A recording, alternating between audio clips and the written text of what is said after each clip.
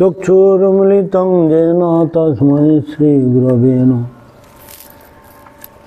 সর্বাগ্র অস্মদ গুরুপাদ পদ্ম জগদ্গুরু নিত্যলাভষ্টং বিশ্বমাদষ্টতর শতশ্রী শ্রীসমদ ভক্তি বেদান্ত বামন গোস্বামী মহারাজের শ্রীচরণ কমলীয় দিন অসংখ্য অসংখ্য সাষ্টাঙ্গ জন্ম প্রণাম জ্ঞাপন করি। তৎপশ্চাৎ মাতৃমণ্ডলীয় শ্রী ভক্তবৃন্দের চরণে যথাযোগ্য প্রণাম নিবেদন করি। আমরা ছিল ভক্তি বেদান্ত বামন গোস্বামী মহারাজের আবির্ভাব শতবার্ষিকীতে বাণী পুষ্পাঞ্জলি নিত্যলাভ পুস্তক ওম বিষ্ণুপাদ অষ্টতর শতশ্রী বামন গোস্বামী মহারাজ দেবানন্দ গৌড়মঠের প্রতিষ্ঠাতা আচার্য নিত্যলাভ পুস্তক বিষ্ণুপাদ অষ্টতর শতশ্রী ভক্তি প্রজ্ঞান কেশব গোস্বামী মহারাজের কর্তৃক নির্বাচিত আচার্য ছিলেন। ছিল বামন গোস্বামী মহারাজ স্বভাবতে বৈষ্ণবীয় সরলতা পরিপূর্ণ ছিলেন। তার আন্তরিকভাবে গুরুবর্গের পদাঙ্ক অনুসরণের আদর্শ ছিল অতুলনীয়। আমাদের গৌড়ীয় বৈষ্ণব সম্বন্ধে তিনি একজন অসাধারণ আচার্য ছিলেন। 1991 সালে নবদ্বীপ পরিক্রমা চলাকালে আমার পরম আরাধ্য গুরুপাদ নিত্যলাভ পুস্তক বিষ্ণুপাদ শ্রীমৎ ভক্তি প্রমোদ পুরী গোস্বামী ঠাকুর সিদ্ধাম মায়াপুরে চৈতন্য গৌড় মঠে অবস্থান করেছিলেন। একদিন সকাল 6টায় দুইজন সন্ন্যাসী ছিল গুরুদেবের ভজন কুটিরে প্রবেশ করে তাকে দণ্ডবনতি প্রণাম করলেন। সে সময় ছিল গুরুদেব ধ্যানস্থে গায়ত্রী জপ করছিলেন। ছিল গুরুদেব দুইজন সন্ন্যাসীকে দণ্ডবোধ করতে দেখে জিজ্ঞাসা করলেন, আপনারা কারা? তখন সেই দুইজন সন্ন্যাসী ছিলেন, আমরা আপনার দাস। আমরা আপনার দাস উত্তর দিলেন। সেই দুজন সন্ন্যাসী ছিলেন ভক্তিবেদান্ত বামন গোস্বামী মহারাজ ও ভক্তিবেদান্ত নারায়ণ গোস্বামী মহারাজ। ছিল গুরুদেব তাদের দর্শন করে আনন্দিত হয়ে বললেন, আপনারা এত সকালে এসেছেন। তারপর আমি দেবানন্দ গৌড়মঠে পরিক্রমা পার্টির হাজার হাজার ভক্তবৃন্দকে চৈতন্য গৌড়মঠে প্রবেশ করতে দেখলাম। হাজার হাজার ভক্তবৃন্দকে চৈতন্য গৌড়মঠে প্রবেশ করতে দেখলাম। ছিল গুরুদেবের সামনে উপবিষ্ট পূজনীয় বামন গোস্বামী মহারাজ ও নারায়ণ গোস্বামী মহারাজকে বললেন, আপনারা উভয় পণ্ডিত, এবার কোনো নতুন গ্রন্থ প্রকাশিত হয়েছে? ছিল বামন গোস্বামী মহারাজ বললেন, মহারাজ আমাদের কিছু নতুন গ্রন্থ প্রকাশিত হয়েছে, অতি শীঘ্রই আপনাকে পাঠাবো। ছিল বামন গোস্বামী মহারাজের সরলতা, দীনতা ও গুরুবর্গের প্রতি শ্রদ্ধা নিবেদন দর্শন করে আমি আশ্চর্যান্বিত হয়েছিলাম। এক সময় ছিল গুরুদেব আমাকে দেবানন্দ গৌড়মঠে গ্রন্থ বিভাগ থেকে কিছু গ্রন্থ কেনার জন্য পাঠিয়েছিলেন। আমি মঠে প্রবেশ করে দেখলাম ছিল বামন গোস্বামী মহারাজ হরিকথা পরিবেশন করছেন এবং অসংখ্য ভক্তগণ তা শ্রবণ করছেন। আমিও হরিকথা শ্রবণে আগ্রহী হয়ে সেখানে বসলাম। ছিল মহারাজ বসেছিলেন। 4 প্রকার ভক্ত দেখা যায়। ছিল গুরু মহারাজ বলেছিলেন যে 4 প্রকার ভক্ত দেখা যায়, আর্তি, অর্থার্থী, জ্ঞানী, জিজ্ঞাসু জ্ঞানী। আর্ত দ্বারা তারা আর্থিকভাবে দরিদ্র, অর্থার্থী দ্বারা জাগতিক অর্থ কামনা করেন, জিজ্ঞাসু দ্বারা তারা অহেতুক ও অনুসন্ধিৎসু, এবং জ্ঞানী অর্থাৎ যারা জ্ঞান বুদ্ধি সম্পন্ন ব্যক্তি। তার শাস্ত্র বিচার ও যুক্তি সম্পন্ন হরিকথা শ্রবণ করে আমি নিজেকে খুব সৌভাগ্যবান অনুভব করেছিলাম। কিন্তু বহু ভক্তের সেখানে সমাগম হওয়ায় আমি ছিল বামন গোস্বামী মহারাজের নিকটে যাওয়ার সৌভাগ্য থেকে বঞ্চিত হয়েছিলাম। ছিল গুরুদেবের নির্দেশ অনুসারে গ্রন্থ কিনে আমি মায়াপুরে ফিরে এলাম। আরেকটি ঘটনা মনে পড়ে, 1995 সালে নবদ্বীপ পরিক্রমা কয়েক সপ্তাহ আগে একদিন বিকাল 4টার সময় আমি ছিল বামন গোস্বামী মহারাজের দর্শনে গেলাম। ভক্তগণ আনন্দিত হয়ে আমাকে আনন্দিত হয়ে আমাকে তার ভজন করে নিয়ে গেলেন। আমি লক্ষ্য করলাম মহারাজের সামনে ছোট একটি সাইনবোর্ড, তাতে লেখা আছে চরণ স্পর্শ নিষেধ। ছিল মহারাজ আমার পরিচয় জানতে চাইলেন। আমি নিজের পরিচয় জানালাম। তারপর আমি বললাম, মহারাজ, আমরা আমাদের মঠে বিশ্ব বৈষ্ণব রাগ সভার আয়োজন করতে চলেছি। আপনি কি কৃপা করে ওই সভায় উপস্থিত হতে পারবেন? ছিল মহারাজ উত্তরে বললেন, আমাদের 12 জন বোর্ডের সদস্যবৃন্দ রয়েছে, আমি তাদেরই একজন, তাই আমি নিজে কোনো সিদ্ধান্ত নিতে পারি না। যদি বাকি 11 জন সদস্য অনুমোদন করেন তাহলে আমি অবশ্যই যাব। তখন আমি বুঝতে পারলাম একটি সংস্থা পরিচালনা করতে গেলে কীভাবে দীনতার সাথে সংস্থার প্রতিটি সদস্যের প্রতি সম্মান দিয়ে চলতে হয়। শিল বামন গোস্বামী মহারাজ অতি কোমল ও গুরুগম্ভীর স্বরে কথা বললেন। তিনি একজন আদর্শ বৈষ্ণবের প্রতিমূর্তি ছিলেন। এক সময় আমি ছিল গুরু মহারাজের সাথে শ্রীরাম বৃন্দাবন থেকে কলকাতায় ফেরাপথে নতুন দিল্লি বিমানবন্দরে গিয়েছিলাম। বিমানবন্দরে বামন গোস্বামী মহারাজকে 2 জন ভক্তের সাথে দর্শন করলাম। আমি ছিল মহারাজকে জিজ্ঞাসা করলাম, আপনারা কোথায় যাচ্ছেন? উনি বলেন, গোকুলে মহাবনের দাউজি মন্দিরে যাচ্ছে। তখন আমি চিন্তা করলাম, ছিল মহারাজের অসংখ্য শিষ্য আছে, অথচ তাকে বিমানবন্দরে অভ্যর্থনা জানার জন্য কেউ আসেনি। ছিল বামন গোস্বামী মহারাজের এই প্রকারে অনাড়ম্বর স্বভাব ছিল। তিনি কোথাও পৌঁছানোর আগে কাউকে জানাতেন না বা কাউকে কোনো উদ্বেগ দিতেন না।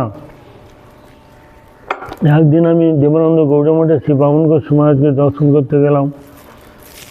ছিল মহারাজের ভজন করতে প্রবেশ করে দেখলাম কিছু ভক্ত তাকে বলছেন, গুরুদেব, আমার পরিবারের মহা সমস্যা, আমার স্বামী আমাকে হরিনাম করতে খুব বাধা দিচ্ছে। ছিল মহারাজ নীরবে সব শ্রবণ করে বললেন, হিরণ্যকশিপু প্রহ্লাদ মহারাজকে হত্যা করতে চেষ্টা করেছে। তোমার সমস্যা কি সেরকম?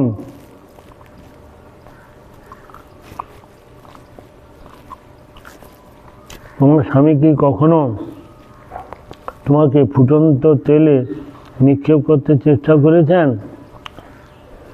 অথবা কি তোমাকে উন্মত্ত হস্তির পদলে ছুড়ে দিয়েছেন? নাকি দ্রৌপদী বস্ত্রের মতো সমস্যা তোমার হয়েছে? হরিদাস ঠাকুরকে 22 বাজারে বেত্রাঘাত করেছে, তোমার সমস্যা কি সেরকম? তখন সেই মহিলা ভক্ত বললেন, না না না গুরুদেব। ছিল মহারাজ বললেন, তাহলে কেন চিন্তা করছো? ভগবান যখন এত কঠিন পরিস্থিতিতেও তাদের রক্ষা করেছেন, তাহলে ভগবান তোমাকেও রক্ষা করবেন। ভগবানের প্রতি দৃঢ় বিশ্বাস রেখে হরিনাম করো। মহারাজ যেভাবে অত্যন্ত ভরসার সাথে কথাগুলি বলেছিলেন, তা শ্রবণ করলে যে কোনো ব্যক্তি উদ্দীপ্ত হয়ে উঠবেন। আমার নিজেকে সৌভাগ্যবান মনে হয়েছিল। ছিল মহারাজ এই কথাগুলি আজও কোনো সমস্যার সম্মুখীন হলে আমার মনে পড়ে যায়, নিজের জীবনে তা প্রয়োগ করার চেষ্টা করে। ছিল বামন গোস্বামী মহারাজের সাথে আমার বিশেষ ঘনিষ্ঠ ছিল না, কিন্তু যখনই আমি তাকে দর্শন করার সুযোগ পেয়েছি, তখনই নতুন কিছু ভজন সম্বন্ধে শিক্ষা লাভ করেছি। ছিল বামন গোস্বামী মহারাজ আমার নিত্য শিক্ষা গুরু। উনি সর্বদা আমাদের সাথে আছেন ও থাকবেন। শ্রীধাম মায়াপুরে গোপীনাথ গৌড়মঠের নাট্য মন্দিরে কার্তিক মাসের প্রাতঃকালীন জাম কীর্তন করার সময় আমি খবর পেলাম ছিল বামন গোস্বামী মহারাজ রাধা গোবিন্দের নিত্যলীলা প্রবেশ করেছে। আমাদের মঠে কিছু ভক্তদের নিয়ে সঙ্গে সঙ্গে মহারাজকে দর্শন করতে দেবানন্দ গৌড়মঠে গেলাম। আমি ভেবেছিলাম শীঘ্রই তার দিব্যকলেবর সমাধি করা হবে। আধা ঘন্টা অপেক্ষা করার পর দেবানন্দ গৌড়মঠের সম্পাদক ভক্তি বেদান্ত আচার্য মহারাজ আমাকে জানালেন, আমরা সমস্ত শিষ্যদের খবর পাঠিয়েছি, তাই সকলে উপস্থিত হলে আগামীকাল সমাজে অনুষ্ঠান হবে। আমি অনুভব করলাম একে একে আমরা বড় বড় সমস্ত আচার্যজনকে হারিয়ে ফেলেছি। ছিল বামন গোস্বামী মহারাজের মুখনিসৃত বাণী আর আমরা শ্রবণ করতে পারবো না। ছিল মহারাজের সমাধি কার্য ওই দিন মধ্যরাত্রে সম্পন্ন করা হয়েছিল। পরের দিন সকালে খবরটা শ্রবণ করে মনে মনে ভাবলাম আমরা তার সেই নিত্যকলবর দর্শন করতে পারবো না। তার সমাধিতে যোগদান করতে না পারায় মনটা ভারাক্রান্ত হয়ে উঠল। ছিল বামন গোস্বামী মহারাজের সমগ্র বৈষ্ণব সম্প্রদায়ে অভিভাবক ছিলেন। আমার পার্থক্য প্রকট পর ভাবতাম আরও এক আশ্রয় আছে, কিন্তু এই দিন বারবার মনে হচ্ছিল সেই আশ্রয়টা হারাইলাম। হৃদয়ের অন্তঃস্থল থেকে আমি শ্রীমদ্ ভক্তিবেদান্ত বামন গোস্বামী মহারাজের চরণপদ প্রার্থনা জানাই, আপনি কৃপা করে আমাকে আশীর্বাদ করুন যেন আপনার মতো সর্বক্ষণ হরিনাম জপ করতে করতে পারি। যে কোনো পরিস্থিতিতে জীবনের শেষ মুহূর্ত পর্যন্ত কৃষ্ণ লীলা স্মরণপূর্বক হরিনাম করার মতো শক্তি ও উৎসাহ প্রদান করুন। আমরা গুরু বৈষ্ণবের আনুগত্য ছাড়া যদি আমরা চলি তাহলে আমাদের কোনোদিন কল্যাণ হবে না। সমস্ত আনুগত্য এবং বৈষ্ণবের যে শরণাগত, তাদের স্মরণে যদি থাকি তাহলে আমাদের কোনো ভয় নেই। অশোক অভয় অমৃত আধার তোমার চরণোদয়, তাহাতে ওখানে বিশ্বম লভিয়া ছাড়িনো ভবের ভয়। আমাদের কোনো ভয় কোনো কিছু থাকে না, কিন্তু আমাদের গুরু বৈষ্ণবতী ভরসা নেয়, যার জন্য আমরা তার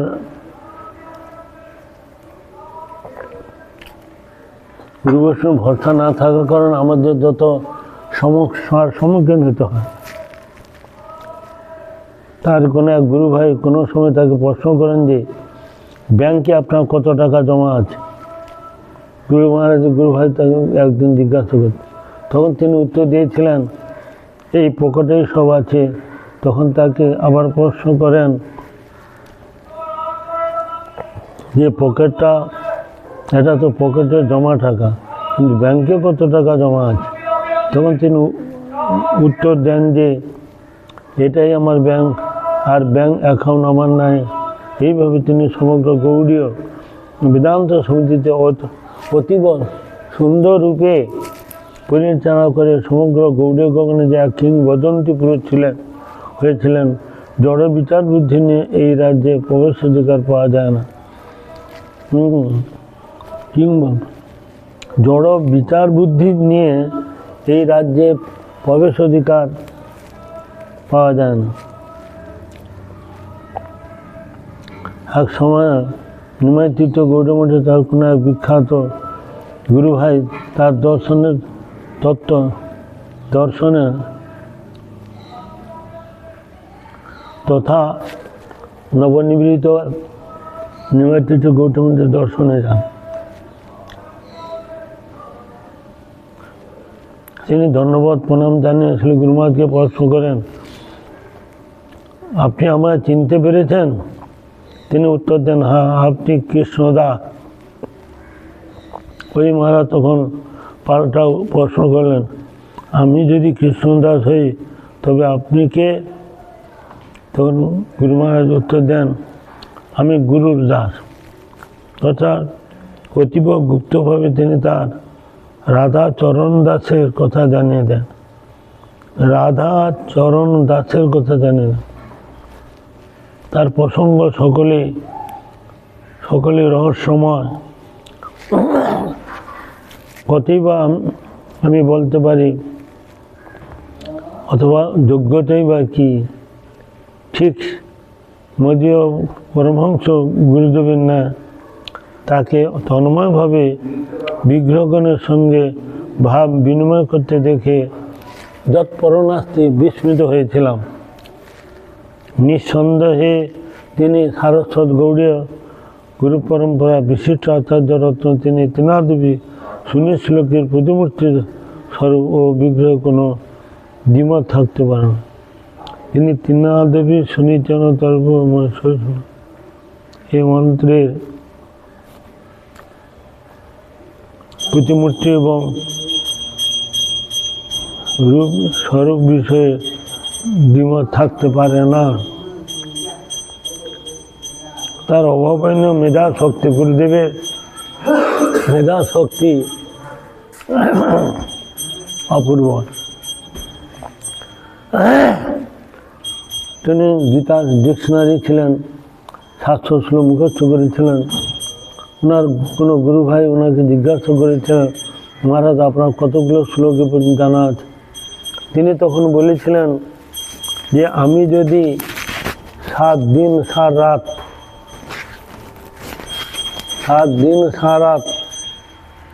বলি তবে শেষ হবে না। তার যে অসাধারণ মেধা শক্তি, অভাবনীয় মেধা শক্তি এবং অমানি মানদ সুপ্রতিষ্ঠার জন্য তাকে লাভ পূজা প্রতিষ্ঠা কোনটি পর্ষণ করতে পারেননি। তিনি ওই জগৎ থেকে আমাদের কি নয়নং গলসু ধারয়া বদনং গদগদ রুদ্ধয়া গিরা পুলকে নিশ্চিত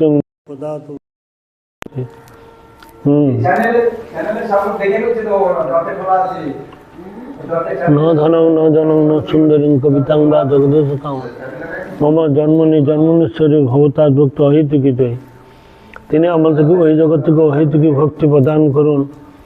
তার শুভ আশীর্বাদে আমরা এই ভব সংসার থেকে উত্তীর্ণ হয়ে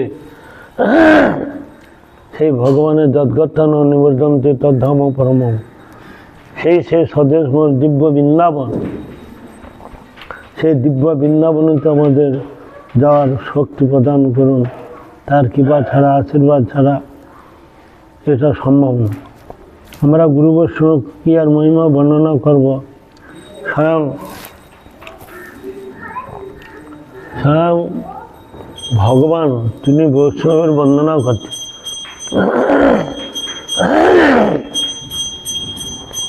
অর্জুনকে লক্ষ্য করে তিনি বলছেন, উপদেশ দিচ্ছেন জগৎবাসীর কাছে, বৈষ্ণবান ভজকন্ত্য মা ভজ অন্য দেবতা উপদেশাং তথা তথৈব যক্ষরক্ষসাম।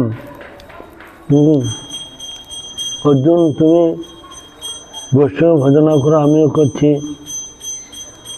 মা ভজ অন্য দেবতা, অন্য কোনো দেবতার ভজনা করো না। উপদেশাং উপদেবতা রক্ষক আর কারো করো না, একমাত্র বৈষ্ণবের সেবা করো, কীর্তন করো, গুণ কীর্তন করো, দান ধ্যান সব কিছু করো, তাহলে আমাদের প্রত্যেকের কল্যাণ হবে। বাঞ্ছা কল্পতরুঃ কৃপা সিন্ধু পতিতানাং পাবনেভ্যো বৈষ্ণবেভ্যো